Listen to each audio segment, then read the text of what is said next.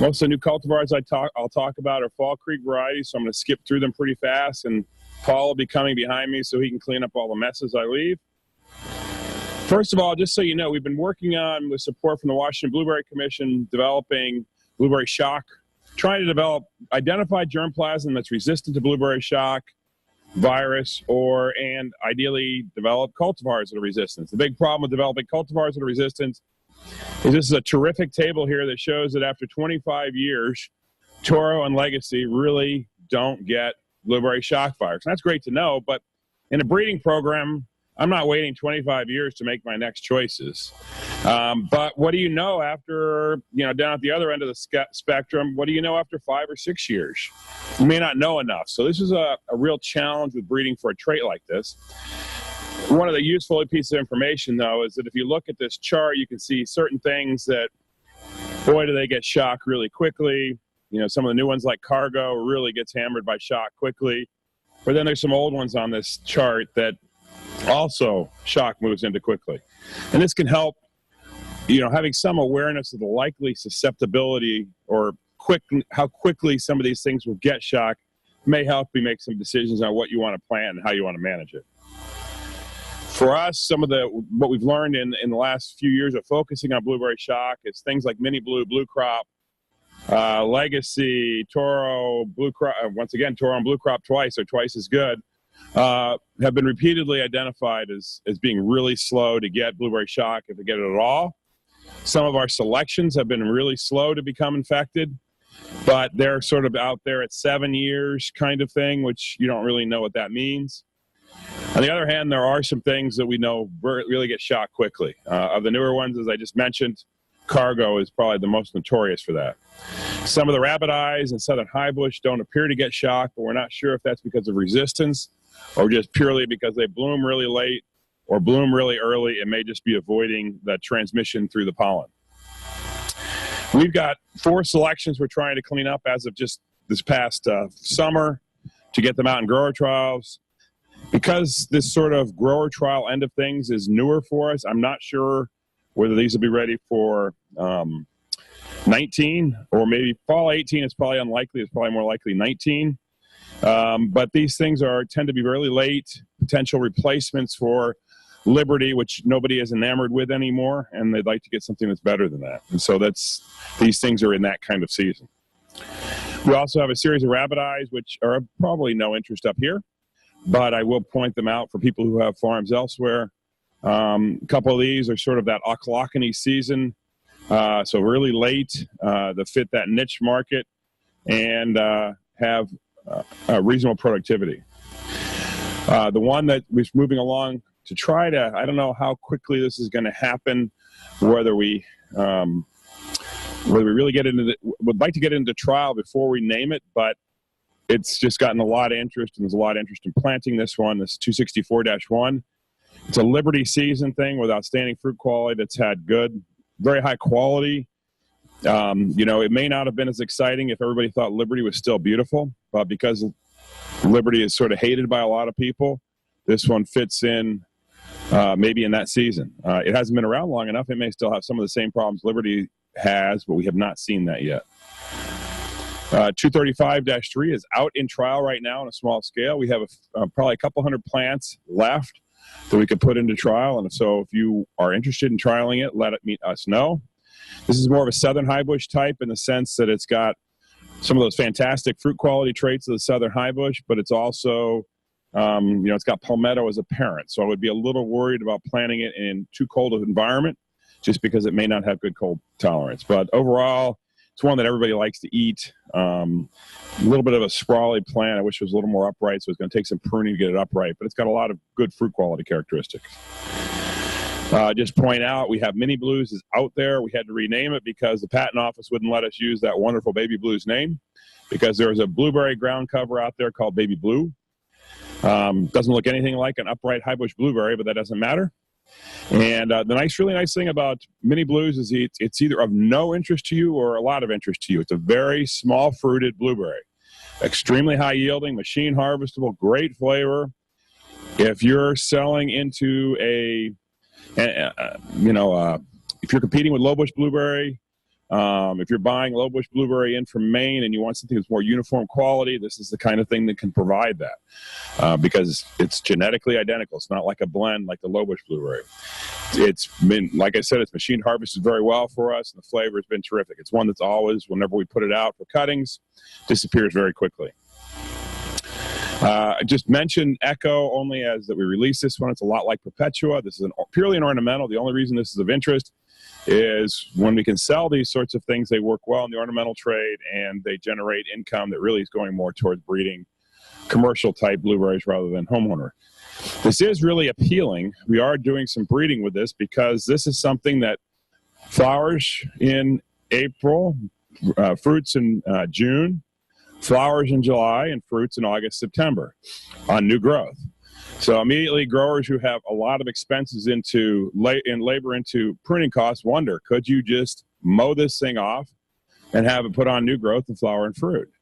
And that may be something that's a possibility down the road. At this point in time, this fruit is too small and too poor quality, but it does open the door to start thinking about those sorts of things. And so we have started crossing this with larger fruited, higher quality materials. And this year in our seedling fields, I was pretty impressed. Do I think I have anything commercial quality yet? No, but this is what breeding's about. It's something out there potentially on the horizon. As far as some of the other new materials out there, if you came down to the Salem meetings last year, you heard me talk in more detail about these. You know, Blue Ribbon has had a lot of interest out of the Fall Creek program, excellent firmness, great fruit quality. Problems sometimes with, you know, perhaps too many picks, a little bit like Legacy, which may work now, but whether it works into the future, we'll see. It also may get silver leaf, and it can be a little bit finicky about soil, so be aware of that. But the fruit quality, it can be really nice on the plant. Calypso out of Michigan State University, it seems to have found a perfect time to be available in that it's a little bit earlier than Liberty maybe, but sort of that Liberty season. And it's absolutely stunning when you look at the plant and the bush. My main concerns on it is I don't like the texture on it. Some people don't agree with me on that, and that's fine, but I just find that it's kind of mealy, maybe a little soft. So be aware of that depending on who you're selling it to. It's certainly on the bush. It's a beautiful berry and a beautiful fruit. Cargo for us has just not worked very well. It had a lot of, you know, things that people saw early, but as you can see in the top picture, we have a lot of variability in fruit size. It gets blueberry shock so easily, and if you don't come back and prune it right, next year it's going to way overcrop. It's kind of a scraggly bush, and the quality is just fair. It's hard to, right now, for me to get very excited about Cargo, but I was in Italy, and they were very excited about Cargo, so we'll see how that works. Clockwork, this is pretty new, one of the newer ones for us. Got a lot of good characteristics as far as season and, well, not so much season. It's a mid-season with sort of everything else. So how does it fit in there? What does it give you that what's already there doesn't give you? I think the selling point has been that it could be really quick to pick, concentrated ripening. For us, it's been fairly small and dark. It's got that Reka or Rika parent, which one of the problems with Reka or Rika is it's sort of limited to processing because people don't think the fruit's a little dark, and it seems like, at least in our fields, Clockwork has some of those same characteristics. It's also, there's some concerns about how cold hardy it is. Last call, fairly late season thing. It's out of Ozarkblue and Elliott. Seems to have better fruit quality, nicer to eat than Elliott and Aurora, and it can be a spectacular fruit, large and light blue. It also can overcrop, and then I talked to one grower, packer, who just really was concerned. He had up to 25% cull on it because when it gets nailed with heat, it really can take it hard. Top Shelf, another one that has some tremendous fruit quality, can have some very large fruit. It is susceptible to silver leaf, which can be a problem. It means you're going to have to adjust your pruning practices for it. And there are some concerns about cold hardiness. That Magnolia parent is a southern high bush. It's not that cold hardy, so I would be concerned putting it, you know, eastern Washington and maybe even up here. Does have some of the same sensitivities to Draper to wetter sites, so I'd be aware of that. From the Oregon Blueberry Program, Megas Blue, really you've only seen, I think we had 4 or 5 clusters of fruit on Megas Blue and Granite last year. To me, both these look like, I mean, it's hard to find, you know, maybe Bob and Doug would tell me, but if you just look at the patent, it's hard to tell where it came from, but it sure looks like they both came out of open pollinated Draper. In other words, you take the fruit of Draper, nothing wrong with this, and you grow out the seeds and see what you get and select the best. And that seems to be what these look a lot like. I'm just not sure how they give you an advantage over Draper at this point in time. They were selected for firmness, and they can be very firm. Titanium, same sort of thing. Once again, it's much firmer than Draper, but I almost found in our really small trials this year that it was almost too firm. It was sort of that almost chewy. So be aware of that, and make sure you try it before you plant a gazillion acres of it. As far as in the Rabbiteyes, you guys aren't very interested in Rabbiteyes up here, but there is the one out of the Fall Creek program that is supposed to be really nice, high yields that are comparable to Ochlockonee with better flavor than Powderblue, and it may be that, but it does have, in our first trials, we weren't getting that big a yield, and it was kind of hard to pick. And as you can see in that lower picture, that our fruit size has not been spectacular. Maybe we'll be able to push it up a little bit next year.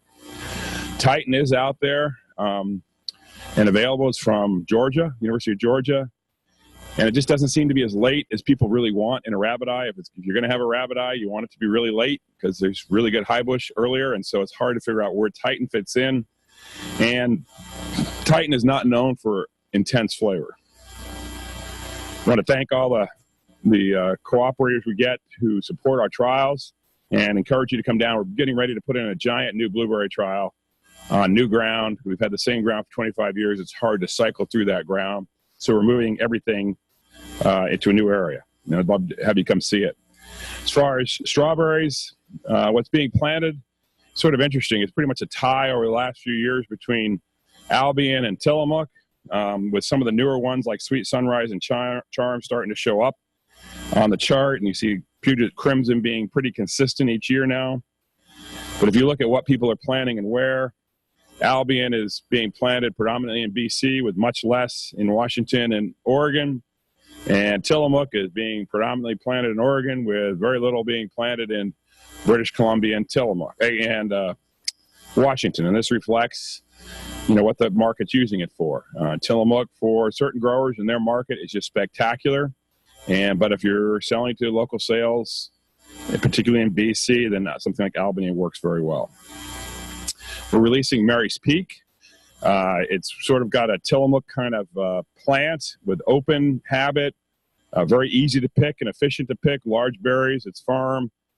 We always pick it as if it's going to go for processing, but I'm sure it would go for local fresh very nicely. Really like this sign one of our strawberry growers had on it down below. Mary's Peak, replacing hoods for us. Do I think it tastes as good as hood? Nah, it's not. Nothing tastes as good as hood, I don't think. But it has got a lot of advantages. Certainly has a lot of advantages from a grower's perspective over hood. It's also done very well up in BC, and so in this rough area. Some more pictures of fruit. Can have a little bit odd-shaped primaries that are just not that symmetrical. Done well. Both. It's done okay in Puyallup. I wouldn't say it's been spectacular in Puyallup, but it's been fine. The other one that's out there is Sweet Sunrise. Very early ripening. It's supposed to be as big as Tillamook when I look at the data, but it's hard to believe that when you look at the plant, because I think it's just that Tillamook's got really big primary fruits, whereas Sweet Sunrise probably has a little bit smaller primaries, but a little bigger secondaries. So on average, it comes out to the same size as Tillamook. You're interested in Sweet Sunrise if you're interested in something earlier. It can be prone to buttoned fruit if it's got poor pollination conditions. So often the primary fruit have a little bit seedy tip. Sweet Sunrise has grown really well, been a very vigorous plant, seems to hold up to things pretty well. Gives you some picture of it overall. And then Charm's sort of a peculiar one. It was definitely selected and moved forward because of its performance. And it's an ice cream berry. It had been identified by some of the people who work in the ice cream business as something that was really good. Have one grower who thinks it tastes as good as hood. I still don't believe that, but it tastes good. In our trials, it tends to be really high yielding year after year after year, but not necessarily large fruit. But then I look at growers. There's a lot of growers in the Willamette Valley who grow it for farmers market. And they bring in large fruit, and they love this one, partly because it's a really durable plant. It's going to last for at least 3 years, if not 4 or more years in the field. A little bit lighter colored, a little more tender skin. I'm always surprised that it does as well in the fresh market as it does. It's a very vigorous plant. The picture on the left is with a typical totem spacing, totem fertilization program, and you can see it's almost grown together.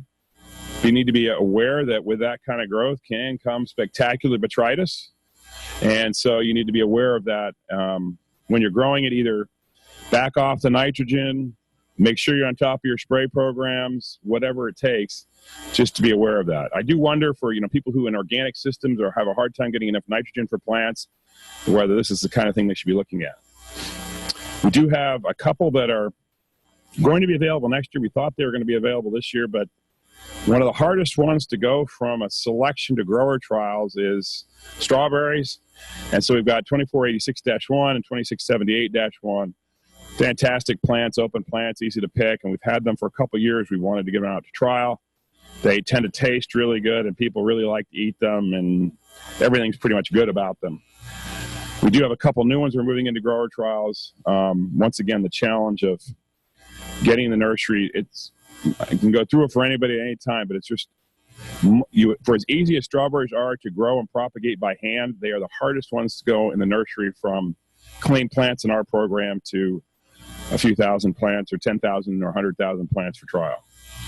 We do have one day neutral that we're hopeful. We haven't quite given up on, 3450-1. It's a great plant. It's a nice plant with good productivity.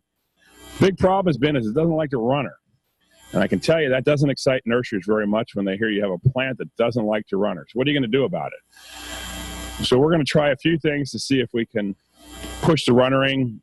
There may be other ways to approach this one than we have in the past. There are at least one company that might even play around with in vitro propagation of it, which we pretty much stayed away from in strawberries, but they might trial it to see if that'll work to get this one out. It's really nice fruit, and if we could propagate it, it'd be in grower trials everywhere. But when we went from our seedling field to our first test trial, we had no problems getting 25 plants. When we went to go from 25 plants to, let's see if we can get a few hundred to try with a few growers, went from 25 plants to 28 plants. So I'll finish up and I'll take any questions later because I want to keep moving. Right? Yeah, sure. Thanks, Chad.